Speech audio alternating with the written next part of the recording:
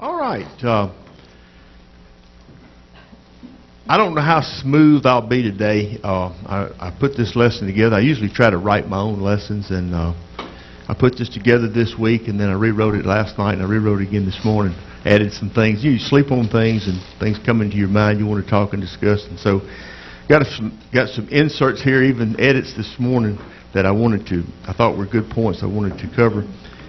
So bear with me on that. The other thing is as you know, I don't lead lecture type classes. I lead discussion type classes. So if I ask you a question and you don't answer, I'm going to stand here until you do. So I invite you to participate in the class this morning.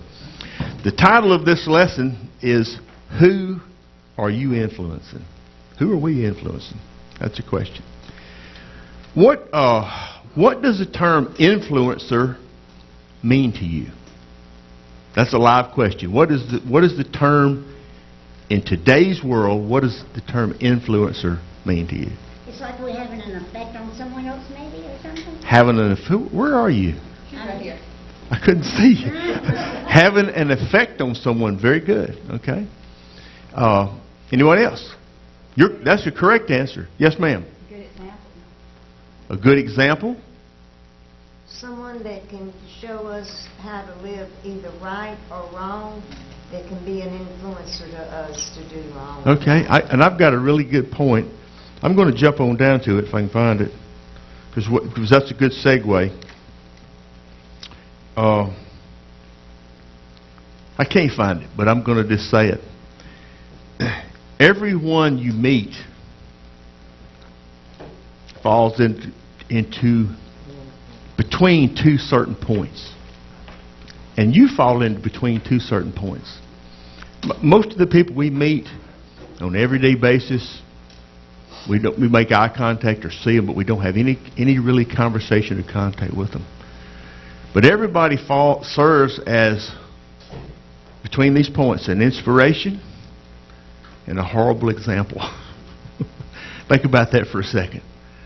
Think about people that have influenced you along those lines. I think about the people in my life that really helped me, as Miss Sarah said, get on the right path. I think about people, mostly the ones I hear about in the news, Charles Manson, Jeffrey Dahmer, some of those guys. Horrible examples of a human being as well. If you look up the word influencer in the dictionary, it says a person that possesses the power or capability to affect decisions of others based on knowledge, position, and or relationship with his or her audience. Does that make sense? And what I'm going to do today, I'm going to go down the social media path with this. We're going to follow the path of some influencers. People that can be good influencers are experts in a certain field, a person who has training or knowledge or a great bit of experience in a certain field. Hollywood celebrities, are they influencers? Who do we hear the most? Who you hear the most from? Hollywood celebrities, sports figures, things like that. They are big influencers in this world. They're not necessarily experts in what they're influencing. You think? Really? You mean to tell me that I'm not going to call names, but there's a very vocal basketball player in the NBA who is a great influencer, but I don't believe that fellow has all the facts. Y'all think he does? I don't think he does either. He has influence in what he does. He's living a lifestyle doesn't necessarily have a good influence. He's living a lifestyle that doesn't necessarily have a good influence. You know, it used to be you'd buy a box of Wheaties cereal when I was a kid. I guess people still eat Wheaties. And they'd have some sports figure on that, because Wheaties is a breakfast of champions and it gets you started off your day off to a good part. And back in those days, the people that they chose to put on that box of Wheaties not only were good athletes, but they were people of good character. Somewhere along the line, the criteria changed. the criteria changed for that, and it don't necessarily have to be a good role model to be on the Wheaties box anymore. The ability to influence can be based on many factors, but among them usually is trust. If somebody influences you, if you allow them to influence you, you probably have some trust in them. Mr. Conrad. That's one thing that everybody has. Doesn't matter who you are, background, whatever, money, poor folks, whatever. Everybody's got influence from somebody or something or somewhere. Absolutely does. Everybody has influence on others. You do. And it can be good or it can be bad. Inspiration, horrible example. That's about the two extremes of it. And everybody you meet, everybody you get to know, you're going to influence them somewhere between those 2 points. Who gets to decide how you influence them? The receiver does. You're right. The receiver decides who they allow to influence them. But who decides what type of influence you are personally? We do. We're going to get into that. Okay. The term, I'm going to pick on, and I mean no offense to used car salesmen. I've sold a lot of cars in my lifetime. But a used car salesman, you walk on a mom and pop shop used car lot, and you talk to a salesman, and that guy's going to possess, him or her is going to possess knowledge, training, and experience in the used car market. Do you trust him? I don't. Just be honest with you. You know why I don't? I've been skinned a few times, you know. This car is really good, and the transmission falls out before you get home with it, you know, that type of thing. The term influencer has taken on a whole new meaning since the advent of social media. Twitter, Facebook, and YouTube are probably the big three. I want to do a poll here. I want to see the hands. How many of you guys use Twitter? Raise your hands. That's about what I figured. Not many. How about Facebook? There we go. Seeing some motion now. How many look at YouTube? There we go. Even more hands. At least as many hands. I tell you, I'm actually a bit of a YouTube junkie. Since the early 2000s, all these social media platforms have really blown up. And since I'm a YouTube fan, I'm going to give you some stats on YouTube. And YouTube has more than 2 billion users monthly. Does that surprise you? That number. 2 billion worldwide. 2 billion users. That is a lot of people, isn't it? 74% of the adults in the USA use YouTube. That's a lot of folks. 74%. It's all about money, ain't it? It's all about money and fame and other things that we're going to talk about in a minute. The stat that's important to me in our discussion today is, and this is the most important one, 75% of the YouTube influencers, that's people who have a regular channel on YouTube and post something like weekly, some type of a video weekly. 75% of those influencers have less than 10,000 followers each. Think about that for a minute. 75% of the people who have a YouTube channel and post something a week, 75% of those have less than 10,000 people who consistently follow them. I mean, that's a tiny, tiny, tiny little number. That won't even get you paid.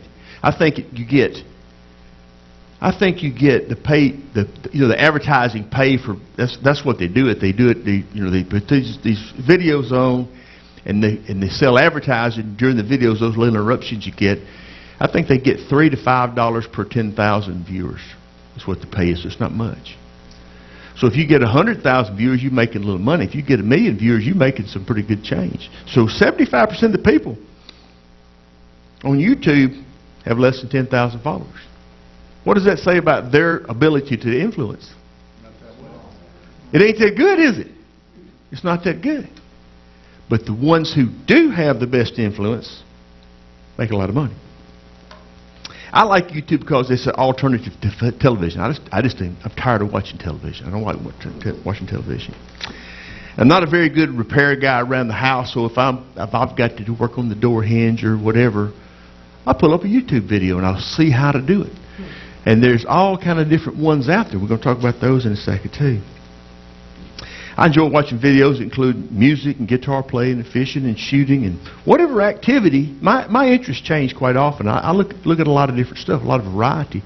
So this month I might be all into music and how to do something a little different on the guitar. And the next week I'm looking at how to catch redfish in the winter in deep water, cold weather. Just everything changes. So I'm always moving around, always looking at different stuff. And I can tell you, if you're interested in something, it's out there. You can find it, good or bad. Whatever you want's out there on that net. But taking this discussion a step further, just beyond information, after you've been a YouTuber for a while, you start to enjoy certain hosts, certain influencers. Okay, I enjoy some over others, and that's only human nature. What I prefer is those that speak in a calm and confident manner over those that yell and wave their arms. You all probably seen some of this stuff. I prefer those that get to the point and give good factual information over those whose videos are stuffed full of filler talk and they take too long to arrive at the point. I like a 3 or 5 minute video. I don't like a 20. It takes too much of my time to watch it. I prefer those that cover the material in a plain, straightforward manner than those who try to appear extra knowledgeable in their speech as well too. So these points I'm reading, as we go along, I want you to be thinking, what are these points? These are qualities of a good influencer, okay?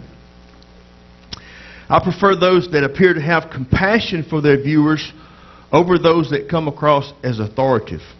For example, a fishing influencer says, guys, I feel your pain. I've been out a lot of times and not caught a fish just like you have. The other guy says, yeah, you're not catching fish because you're not doing it right. You know, I like the guy that's been where I've been. He didn't know how to catch it, but he's figured out how to catch it. Eventually, over time, I've come to trust the influencer and have consistently enjoyed the content. Eventually, over time, once I've come to trust the influencer and enjoy the content, I will subscribe to the channel.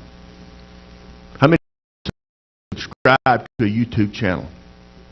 A bunch of us have, okay? What do you do, Bill, when you subscribe to a YouTube channel? Following it. You're following it.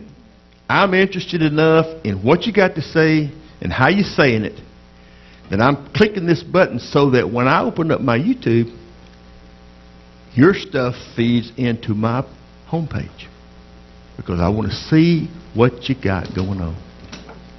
You see where I'm going with this, y'all?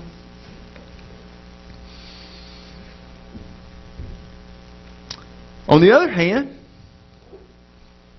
if the guy starts using bad language or goes down a road I don't like or the content becomes disinteresting, whatever, I can unsubscribe by simply clicking the button.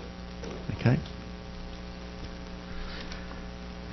We're going to get to us in a minute. Okay? Bear with me here. I'm trying to set the stage for all this. Find where I'm at. I'm going to get back to that unsubscribe business later. The point I'm trying to make here is that these influencers have groomed themselves and their message to be attractive.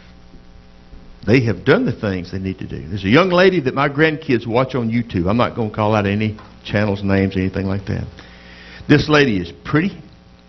She's well-groomed. She's nicely and modestly dressed. She smiles all the time. She laughs a lot. Her content is fun. She has 14 million daily followers, a net worth of $36 million, and she's 29 years old. Do you think it's an accident that this young lady appeals to so many people? Why do you think she appeals to so many people? She's smart. She wanted to be effective. effective, is what she wanted to People be. what they want. Sir? She's giving the people what they want. Or what they need. What they want or what they need. Is every in your lifetime, is everything you needed what you wanted? Does that make sense?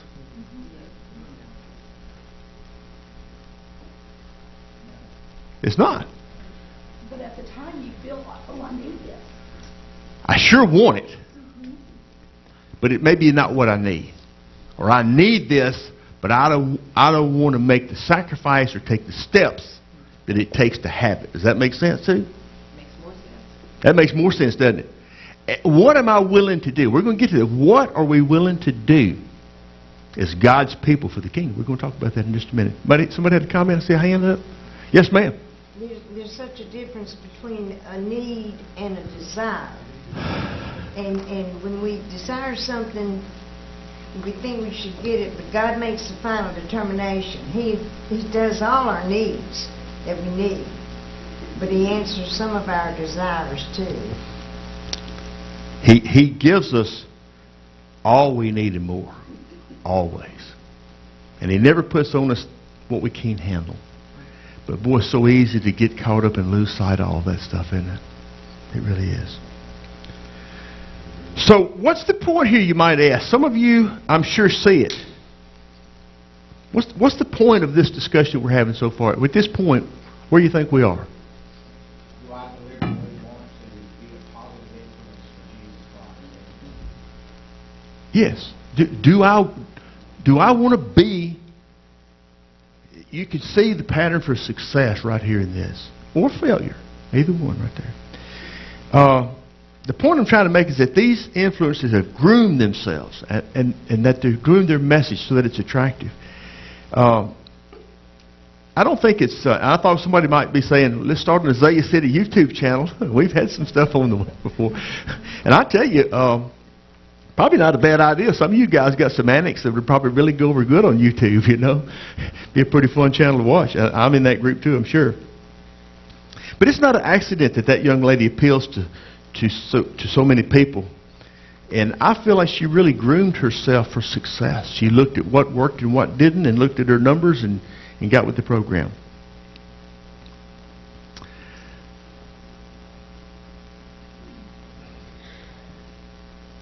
Most of the people that you see when you're out of town somewhere, we see them, we bump into them at Walmart, at the store, wherever we may be. We don't have any interaction with them, do we? Would you say that, what percentage, let's go with the percentage. What percentage of the people that you see with your eyes in a day that you have interaction with? What percent? 3%, 5%. 3%. I'm more than that. My wife, my poor wife, back when we lived in Mississippi, because I grew up in that town, I'd go to Walmart, we'd leave, get back in the car, and she'd say, "Do you have to speak to everybody you see?" I said, "Yeah, I do. Can't help it. Got to do it. Got to do it." Some of you's not that way. Different personalities going to dictate different things in us. But I speak. If somebody makes eye contact with me, I'm gonna say something to them. "How you doing? Merry Christmas." I'll say that story for a minute. Folks, we only have two things to take care of. It's two scriptures. Scott, you got your Bible? Matthew 22:37. Danny, got your Bible? Got your glasses? Yep. Okay. Get them out, brother. Matthew 22:39.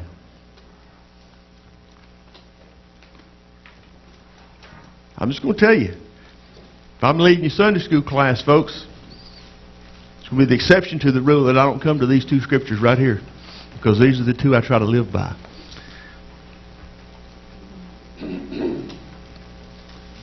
When you're ready, Scott. Matthew 22:37. Okay. Jesus said to him, "You shall love the Lord your God with all your heart, with all your soul, and with all your mind." This will encompass doing all the things that God wills for us to do on a personal level right here. First off, we must love God. If God is not first and foremost in our minds, in our hearts, and in our souls, we have lost the battle already. Yes, sir, Bill. A lot of times we look at this in Matthew and we think this is brand new, but it actually started in Deuteronomy. Yes, sir. How many times is hard in the Bible, Bill? Thousands. I'm telling you. Okay. But this was what God wanted from the beginning. This is what God wanted from the beginning. If this had been followed, there would have been no flood. There would have been none of those things that we say, the pestilence and stuff that occurred to man. If we don't love God with all our heart, our soul, and our mind up front, before everything else, everything we say, everything we do, everything we think is in vain. We have the wrong motivations and the wrong foundation. Danny. 22:39. The second is like it. Love your neighbor as yourself. Love your neighbor as yourself. This includes doing for anyone, the things that we do for ourselves, and excludes things we would not do for or to ourselves. These two scriptures right here are the basis, should be the basis for every thought and every action we have as a Christian. Right there. Starts and ends right here with these two scriptures. Practicing these two things will set you apart in the world today. Sir? Practicing these two scriptures, I said, will set you apart in today's world. I think it puts you in a mighty small percentage today. I really do. Somebody else? Yeah, it says, and that's like it. The second one is like it. That means equally important. I think so too. Equally important. Equally important. Okay. We're supposed to be, these two scriptures are actually a call for action. They really are. We're supposed to be fishers of men. I wrote a little story, a little analogy I want to read to you. I've often thought of a fishing analogy where you have two guys that go to a pond to fish. One guy baits his cane pole with a red worm, finds a spot that's shady and comfortable, no brush or anything in the water to snag his line. He sits down in that shady spot and he waits for a fish to happen by and hopes he notices the bait. Okay? What do you think about that? The other guy looks for a spot that fish like to hang out. He seeks out stumps and brush piles where he might get hung up. He stands in the sun and sweats. If he doesn't catch a fish in one spot, he moves to another. He often gets hung up and breaks off. If he doesn't catch fish on worms, he switches to crickets and plows ahead, casting the bait where the fish hang out. I thought that was a pretty good fishing story. One wants to go fish to eat, the other one wants to just chill out. One of those guys guys that represented in that being effective is a priority for him. The other guy is merely going through the motions of fishing. He's merely going through the motions. So who are we? Which one of those guys are we? Well, some days I'm the guy with the red worm under the shade tree. I see opportunities. I don't take them. I'm not happy about those days. I'm not proud of those days, but I do have those days. Other days, I'm plowing that water hard like the other guy, looking for them fish, fishing in the tough spots, not fishing in the easy spots. And I'm sure you're all the same way. Does everybody agree with that? Any comments? There's some verse in the Bible that says you go to a town, you preach to the people. If you don't get any results, you dust your feet off and move on to the next town. Mm-hmm. That's like that guy. He don't catch fish in one spot. He dusts his feet off and he moves to the next spot. Moves to the next spot. He's looking for fish, isn't he? So let's have some more comments. What do you think? Where are we today in our walk, serving the kingdom, trying to further the kingdom? What are you thinking? Most of us just want to be comfortable. Sir? Most of us just want to be comfortable. Most people want to be comfortable. You see a problem with that, Mr. Ken? Well, not Not really. I don't believe that.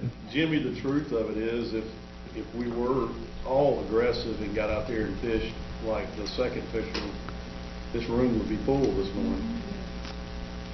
It would And be. I'm talking about me too, so. All of us. All of us.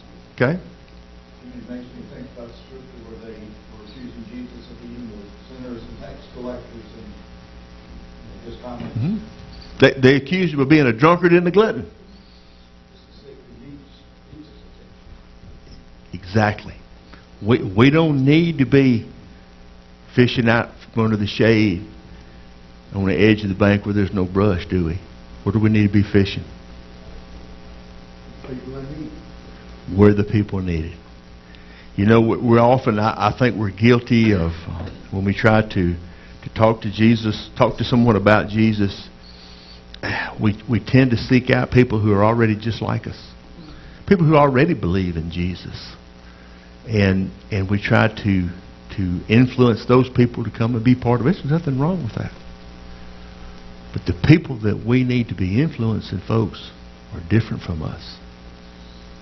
They don't know Jesus. Jesus is not a part of their life. They're not thinking about Jesus when they get up in the morning. They're not thinking about Jesus when they make decisions. They're not thinking about Jesus when it comes to times whether they're going to do the right thing and the wrong thing. They're going to do what's better for the self thing. Those are the kind of people we need to be talking to. So the holiday season, what is our goal? I've got a little bit ahead of myself there. End of the day, the first fisherman is cool, clean, and relaxed, but barely has enough fish to feed himself. The second one is sunburned, sweaty, tired, but prepared to feed himself and others with his catch. And that's the person we need to be. We need to be the guy that's plowing those brush piles and getting out there where the fish hang out and spend our time there. YouTube influencers are usually motivated by money and fame. What is our motivation? What motivates us? Loving our neighbors ourselves. Those two scriptures that I mentioned. I know Also, heaven should be our motivator. well, it needs to be, doesn't it? It needs to be. But you know, I have always thought that, and I always had heaven as a motivator and hell as the opposite of that. And there's two good things. If you're motivated that way, it's good. But I tell you what I try to be motivated by. I try to be motivated by, number one, love God first. Love Him first. Love everything about Him. Let Him just take over your life and mold you the way He wants you to be. Not fight Him. And get out and do some things that even though you're uncomfortable, figure out a way to get yourself to do it. Once you start, you know, most tasks that we've ever had to do that were disagreeable, once we ever got started and got a little experience with it and got a little behind our belt, usually got a little easier, didn't it? Usually gets easier the more you do. And that's the same way with doing right or wrong. You do right, it gets easier to do. You do wrong, it gets easier to do. Whatever you're doing, whatever you get experience with. Jimmy, Yes, ma'am. I don't know what this lady thought of me yesterday, but that's okay. Probably not much. No, I'm kidding. Probably, but I had bought this heavy object out of Walmart, and it was raining. Yes, ma'am. And I had my tailgate up, Mhm. and I was trying to get it out of the buggy to get it in my car, and this lady pulled up, and she was on the phone, and she was talking to her mom. She got out, and she said, "Hold on for a minute, Mom." And the lady got out, and she just picked it up, put it in my car, and I said, "Do you believe in God?" And she just thought a look at me, and I said, "I was hoping God would send somebody to help me get this out." And I said, "Thank you, and God bless you." Mhm. And she said, "And God bless you too." And How I nice. thought, you know, and it was just touching to me Yeah. that, I mean, it was raining, and she stopped and helped me, so, That's a good story. but, That's a good story. Mhm. but she didn't go home with me to help me get it out.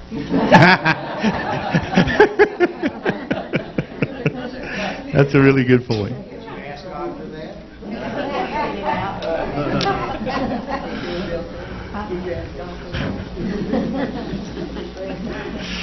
All right. One of the things. Yes, sir. And we all fall short, you know what I'm saying? I mean, I've been guilty of sitting in that shade, you know, and not even having a worm on the grill, just don't want to be bothered, you know? That's right. But in my experience, I believe the Holy Spirit in me recognizes the Holy Spirit in others. I mean, I just had a recent conversation actually at Walmart too with the cashier. And I asked her if she was a child of God. And that was her response to me was, we're supposed to recognize each other, aren't we? Boy, can't you do that sometimes? Man, let me tell you, you can do that. Hey. If you're looking for it, Yeah. you can find it. Yeah. Hey, how many's done that? How many of you has seen somebody casual encounter like that and realized that they were a Christian? How many's done it? Let me see your hands. I know I have. Multiple occasions too. Somebody else share one. I had a similar experience to Bill, but it was with one of my nephews. I had gone to my brother-in-law's daughter's funeral, Mm-hmm. and I hadn't seen that nephew in a while. And there was just something about him, the way he hugged me and just his whole demeanor. So I had to walk out to the vehicle for something, and I just looked at him. I said, "You're a Christian, aren't you?" And I called his name, and he said, "Yes, ma'am." So, you know, that meant you could just tell. It was so opposite from the world around us. Yes, absolutely. Bill, wasn't it you telling me the J.T. Harrison story? Please, would you please tell that? Speak loud. I want people at home to hear this. That's another Walmart story too. Yeah. I'm in the line to check out, and there's a customer in front of me, and in front of that customer is JT. J.T. Harrison is from this area. How many know J.T.? Most of you? Never mind. Everybody knows J.T. Okay. JT was my evangelism mentor. A great man. Oh, yeah. So,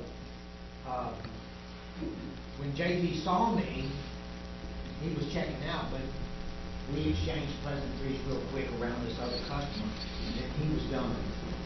The lady in front of me checked out, and then I stepped up, and when I stepped up, the cashier asked me, she said, "That man that you knew," she said, "is he a preacher?" Okay? Well, I wasn't going to tell her that he was. And at the time, JT was selling real estate. Mm-hmm. And I said, "No, he sells real estate. Why would you ask that?" And she said, "There was something about him that just smelled Jesus." How about that? And I called JT. I'm going to the parking lot now. I'm like, "JT, what did you say to that cashier?" And he said, "What are you talking about?" And I told him what she said. And he said, I don't think I said anything." So there was something about the way he treated that cashier. She picked up on he was a godly man. Yeah. Man, I determined at that point in time I wanted to. that's one of the. You've told me that a couple of years ago, and that story has absolutely had an effect on me, and it makes me want to be that. I want to be. I don't want to be remembered as a businessman or a hard-working fellow. I want to be remembered as a sweet old guy that loved Jesus. That's what I remember. Yes, sir. I started to make a point a minute ago. When you said the lady has a million, whatever, Mm-hmm. followers, she's an influencer.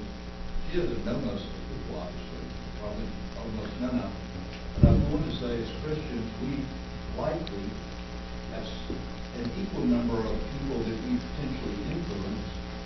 We'll never know, but to use that point Bill just made about JT, that's a perfect example of how we do influence people that we may never know, whether it's good or bad. That's right. Let me tell you something. If somebody knows you, you are influencing them in some way. If you're grouchy, mean, tough-spirited, maybe not the right way. They don't have to know you. If they see you put your cart back in the corral and walk, Yes. you've influenced them. Everything, if you don't put your cart back in the thing, anything less than that's barbaric. You only follow the rule of law because nobody's watching you. Put your cart back. I grab everyone that's close by, shove them all and stack them in so the next person can have room for their cart, because it might be a disabled person or somebody really old. Very good points. Okay, how much time we have left, David? Actually, right now is What? 9:45. Okay. Jimmy, Miss Bonnie. Well, I got a half a page left. That's okay. Any other points? Yes, I have one story too about being recognized. I was standing in the post office line, and this man behind me said, "You've got that glow." And I'm like, okay.